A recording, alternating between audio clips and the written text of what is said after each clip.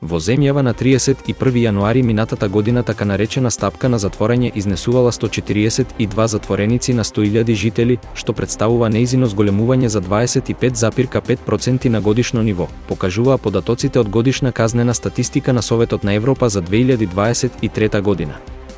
Со ова, Македонија се наоѓа на второ место меѓу членките на Советот на Европа според растот на стапката на затворање зад Молдавија, каде таа е зголемена за 52,1%. Зад земјава се Кипар со раст на стапката на затворање од 24,8%, потоа следуваат Турција, Азербејџан, Ирска, Црна Гора, Ерменија, Хрватска и Унгарија.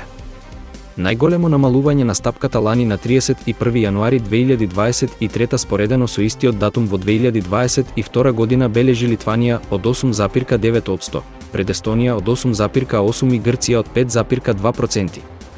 Од останатите земји од регионот, во Бугарија стапка на затворање за една година е зголемена за 8,1%, во Србија за 4,2%, во Словенија за 2,1% и во Албанија за 1,6%, додека во Романија таа е непроменета. Инаку, просечната стапка на затворање во Европа бележи раст од 2,4%.